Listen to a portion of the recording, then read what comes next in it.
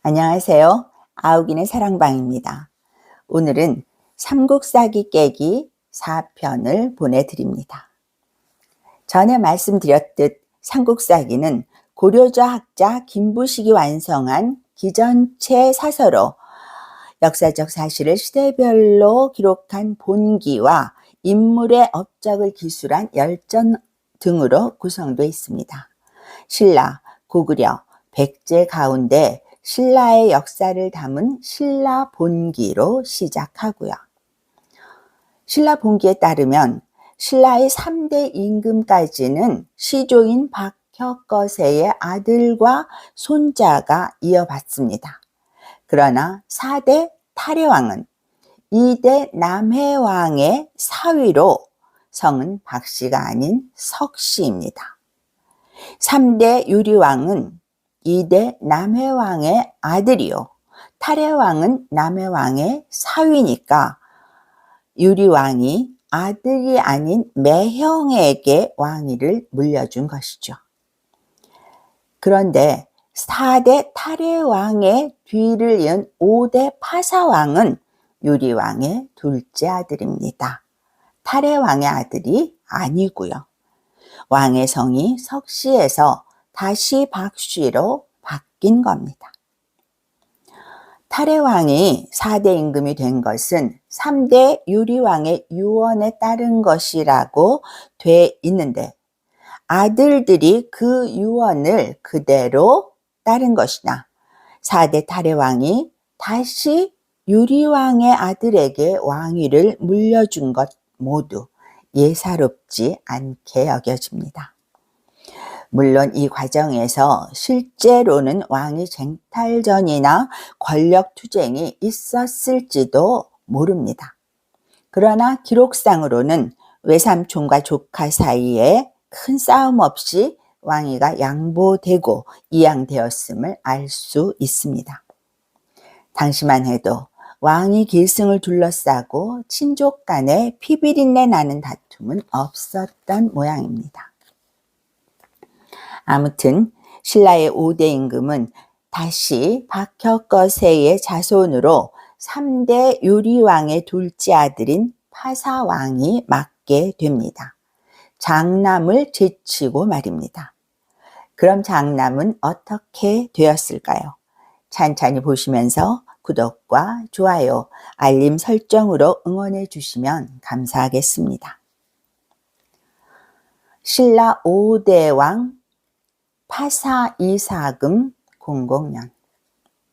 앞에서 보셨겠지만 신라의 경우 임금의 이름으로 연호를 정하되 임금이 왕위에 오른 첫 해를 원년으로 하지 않고 공공년으로 하고 있습니다.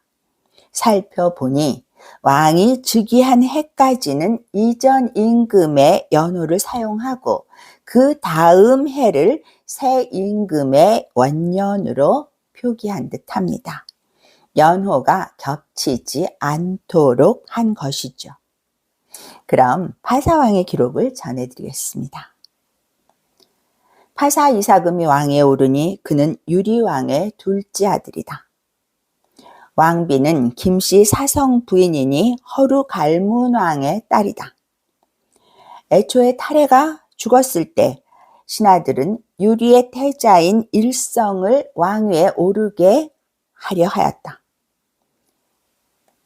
그러나 누군가가 말하길 일성이 적자이기는 하지만 사람됨과 총명함이 파사만 못하다고 하여 마침내 파사를 왕위에 오르도록 한 것이다. 파사는 절도 있고 검소하며 물자를 아끼는 생활을 하였고 백성을 사랑하였으므로 백성들이 그를 칭찬하였다. 파사이사금 2년 봄 2월 왕이 직접 시조묘에 제사 지냈다. 3월 왕이 주와 군을 순행하면서 창고를 풀어 백성들을 구제하고 옥에 갇힌 죄수를 조사하여 2가지의 사형죄에 해당하는 자가 아니면 모두 석방하도록 하였다. 3년 봄 정월 명령을 내렸다. 지금 나라 창고가 비었고 병기가 무디어졌으니 혹시라도 홍수나 가뭄 혹은 변방에 변고가 생기면 어떻게 막겠는가? 유사로 하여금 농사와 양잠을 장려하고 군사를 훈련시켜 의외의 사고에 대비하라. 5년 봄 2월 명선을 이 찬으로 율량을 파진 찬으로 삼았다. 여름 5월 고타군주가 푸른 소를 바쳤다. 남신현에서는 하나의 보리이삭에 여러 가닥이 생겨나 크게 풍년이 들었다. 여행하는 사람들이 식량을 가지고 다니지 않았다. 6년 봄 정월 백제가 변경을 침범하였다. 2월 기론을 아찬으로 삼았다. 여름 4월 객성이 자미성좌에 들어갔다.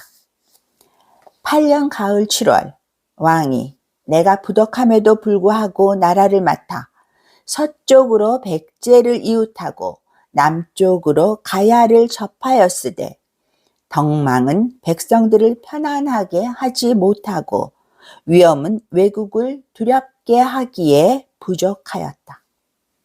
성과 보루를 수리하여 외적의 침략에 대비하라는 명령을 내렸다. 이달에 가소성과 마두성을 쌓았다.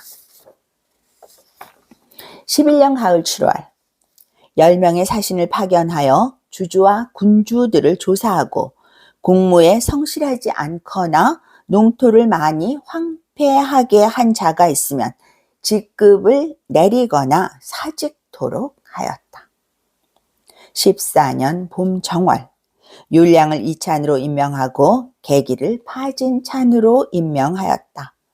2월 왕이 고소부리군에 행차하여 직접 나이 많은 백성을 위문하고 곡식을 주었다. 겨울 10월 서울에 지진이 있었다. 15년 봄 2월 가야의 적군이 마두성을 포위하므로 아찬 기론을 파견하였다. 기론은 기병 1천을 거느리고 그들을 격퇴하였다. 가을 8월 알천에서 군대를 사열하였다. 17년 가을 7월 남쪽에서 폭풍이 불어와 금성 남쪽에 있는 큰 나무가 뽑혔다. 9월 가야 사람들이 남쪽 변경을 습격하자 성주 장세를 보내 방어토록 하였으나 그가 전사하였다. 왕이 노하여 용감한 군사 5천을 거느리고 출전하여 그들을 물리쳤다. 노획한 것이 매우 많았다. 18년 봄 정월 군사를 동원하여 가야를 치려하였으나 그 임금이 사신을 보내 사죄함으로 중지하였다. 19년 여름 4월 서울에 가뭄이 들었다. 21년 가을 7월 우박이 내려 날던 새가 죽었다. 겨울 10월 서울에 지진이 일어나 민가가 쓰러지고 사망자가 발생하였다. 22년 봄 2월 성을 짓고 이름을 월성이라 하였다. 가을 7월 왕이 월성으로 옮겨 살았다. 23년 가을 8월 음집벌국과 실직곡국이 국경 문제로 다투다가 왕에게 결정해 줄 것을 요청하였다. 왕이 이 문제를 해결하기 어렵다고 여기고 금광국 수로왕이 나이가 많고 아는 것도 많을 것이라고 여겨 불러와 물었다. 수로가 의견을 내어 다투던 땅을 음집벌국에 주도록 하였다. 왕은 육부로 하여금 수로왕에게 연희를 베풀도록 하였다. 5부는 모두 이찬으로 우두머리를 삼았는데 한 기부만 직위가 낮은 자를 우두머리로 삼았다. 수로가 노하여 그의 종 타마리를 시켜 한 기부의 우두머리 보제를 죽이고 돌아갔다. 보제의 종이 도망하여 음집 벌주 타추간의 집에 의탁하자 왕이 사람을 보내 그 종을 찾았으나 타추가 돌려보내지 않았다. 왕이 노하여 군사를 동원하여 음집 벌국을 공격하니 그 우두머리가 자기의 무리와 함께 항복하였다. 실직, 압독 두 나라 임금이 와서 항복하였다. 겨울 10월 복숭아와 오얏나무 꽃이 피었다. 25년 봄 정월 많은 별들이 비오듯 떨어졌으나 땅에 이르지는 않았다.